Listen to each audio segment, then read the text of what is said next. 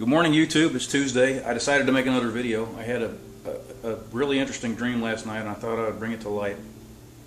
And the punchline of the dream, in case you don't feel like sitting through a long video, is this. We really need to be praying for the people that Trump is hiring right now. Donald Trump is hiring for his administration. I know a lot of people are saying, oh, Trump is secretly a godly man, and he's guided by the Holy Spirit, and whatever. Okay, if you believe that, good for you. The truth is, he's really not that kind of person, and he needs help. God put him in power, but that doesn't mean that he listens to God. The people he puts in power right now, the people he hires, are going to have a great deal of influence over our destiny, how well things go for us. Persecution is already here, and it will increase. And we need to do anything we can to soften the blow and to be ready. So, my dream went like this. For some reason, I was behaving like an investigative reporter. Something I have absolutely no interest in doing. And I was looking at a property that belonged to Donald Trump. It was beside a big highway, and it was downhill from the highway, maybe 40 feet below the highway, parallel to the highway, and there was a perimeter road that went around the property. And I was looking down on this thing. I saw Trump walking around with his youngest son, and he had a son with him because he wants to be. Well, Trump is a good parent. Okay, maybe he's not the most godly parent on earth, but he invests in his children. He's made sure that they work and they educate themselves and they become productive members of society. And he had his son with him. He was working, looking over this property, and he wanted his son to grow up to be a person who has some idea what business is all about, so he wouldn't just be thrown into it and flounder, which is something that a lot of wealthy people especially do. They don't raise their children very well. They work hard on their jobs and accumulating wealth, and then their kids are thrown into it, and they have no idea what to do. So Trump was walking around with his son, and he was looking over the property.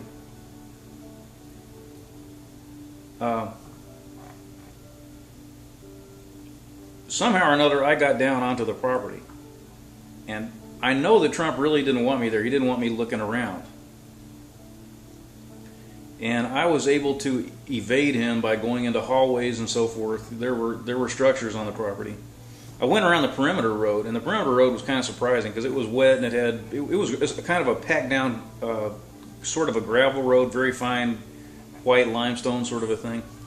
And it had been raining. It was kind of a rainy day, and the road wasn't that great. It was just kind of one step up from a dirt road, which is a little surprising. And I ran into a guy who lived on the property, who had either bought a home from Trump or he rented or something. An affluent guy, and he was complaining because Trump had this dog named Bonehead. That was the dog's name. Now I can't help what happens in my dreams. And it was funny because it was kind of an orange dog, which is, Trump always gets picked on because he's a redhead and his hair is kind of orange. So this dog had kind of rich reddish hair, and it looked like a cross between a golden retriever and an Irish setter. And it wasn't a mean dog. It just liked to bark and cause trouble and get in people's way, and it was running around on the property annoying people. And this guy had complained to Trump, and he couldn't get him to do anything about it. The dog was just running around being a nuisance. So from there, somehow or another, I ended up in front of a skyscraper that Donald Trump had just built on this property. And the front door was open, and Trump was wandering around trying to locate me so he could tell me to go home and knock it off. He wasn't gonna put me in prison or torment me or sue me or anything. He just didn't want people wandering around on his property being a pain in his rear end. So I ducked into this doorway, and I walked into sort of the lobby of the skyscraper that he just put up. And it was kind of surprising because the skyscraper looked pretty good on the outside, but on the inside there was just concrete, and it smelled, that smell that fresh cement has. It had the smell of fresh cement or fresh concrete that all construction sites seem to have. There were bits of torn plastic sheeting on the ground, and there was construction debris everywhere, and they hadn't fixed anything up. There was no paint on the walls. The doors hadn't been put in. So it wasn't ready for business at all. And I woke up from this dream and I started asking God, number one, does the dream mean anything? And number two, What is it? What should I take away from this? And here's what I believe I got. At first I thought, boy, this means Trump is like an empty building and there's nothing inside him, and he's going to get up to the White House and be a disastrous president because he has no idea what he's doing. But that wasn't really it. What it meant was the Trump administration and the people who support Trump, they're not really ready. Before Trump can rule the country, he's got to get his cabinet together. He's got to appoint a bunch of people. He's got to set up an organization.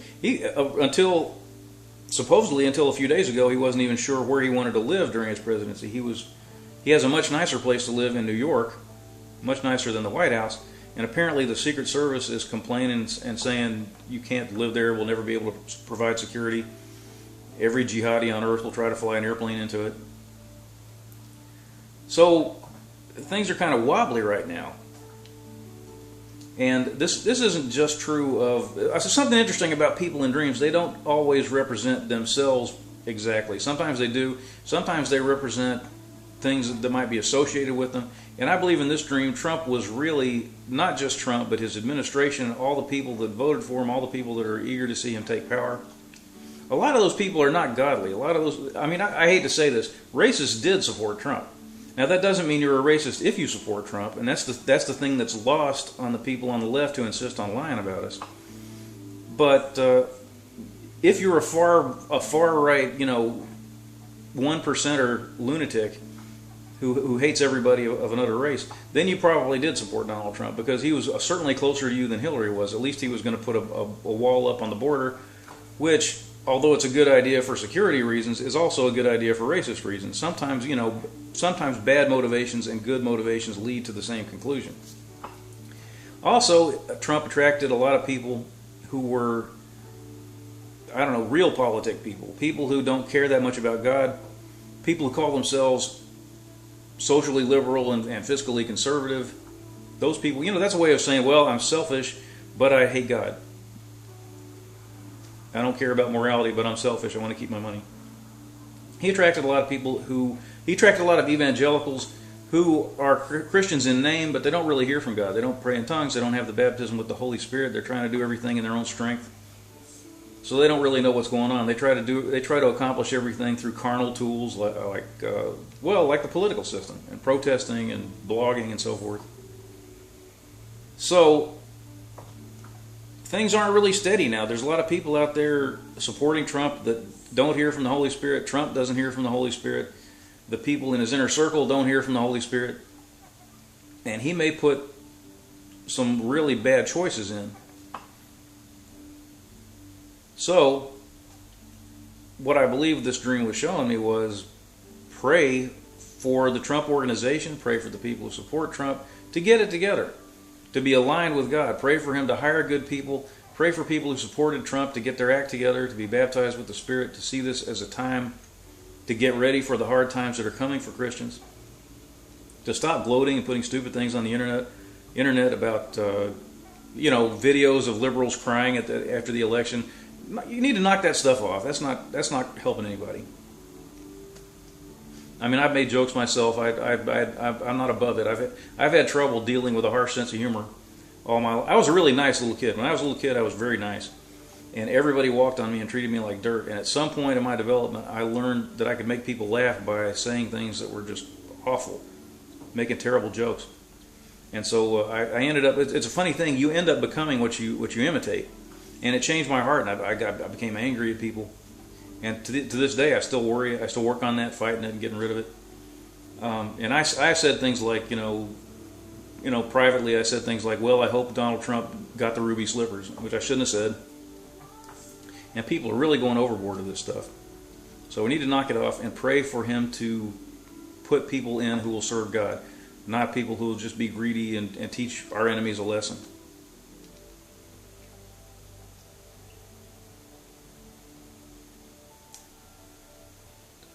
If you voted for Trump, even if you didn't vote for Trump, but you believe in God and you want to see America take the best course possible, even though America is lost, there's different levels of being lost. It can be worse than it is. If you care about these things, pray for Trump to put the right people in. Pray for Trump to be touched by God, to be touched by the Holy Spirit.